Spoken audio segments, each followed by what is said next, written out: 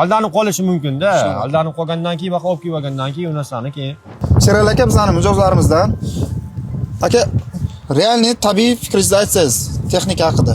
Texnika haqida endi misol asta Techno guruh orqali olib kelsam, misoldan apparatni, misol men o'zim borib olib kelsam, endi men o'zim ancha-muncha joyga aqlim yetmasligi mumkin. Zapchastni misol asinaqa qilib qo'yamiz deb almashtirib qo'yishi mumkin. Ular ham endi men bir martalikman-ku. Endi sizlar orqali olib keladigan bo'lsa, buni misol siz postoyan ishlaganligingiz uchun sizni aldalmay qo'rqadi ham misoldan.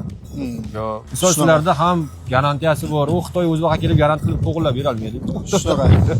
Qisqacha qilib aytganda, nima uchun bizdan tanlash kerak, nima uchun bizdan olish kerak? Bizda kerakli mutaxassislar yetarli. O'sha Xitoydan bo'ladimi, boshqa davlatdan bo'ladimi, kerakli texnikani tanlab biladigan, ichidagi detallarni tushunadigan, aldovga uchramaydigan, ya'ni aldovga uchrashdan oldini oladigan mutaxassislarimiz bor. Shu uchun ham bizdan olish kerak. Biza kerakli yaxshi narxlarda olib kelib beramiz. Agar bir martalik mijoz bo'lib turib borsangiz, ular ham aldaydi, ham qimmat sotishi mumkin. Ham olib kelishda muammolar bo'lishi mumkin. Shu uchun Azetekno bilan doimiy hamkorlik qilishadi. Tabiiy fikringiz uchun, realniy fikrlaringiz uchun rahmat kattakon. Mayli, rahmat. Siz bilan hamkorligimiz uzilmasin, ishlaringizga rivoj bersin. Bunaqa zaxotlar yana quring, biz texnikalarni ta'minlab turaylik sizni. Kuzatishda davom etinglar. Like bosib qo'ying, kommentariyada fikrlaringizni yozib qoldiringlar. Agar bizdan texnika olgan mijozlarimiz bo'lsa, izohlarda fikrlaringizni kutib qolamiz.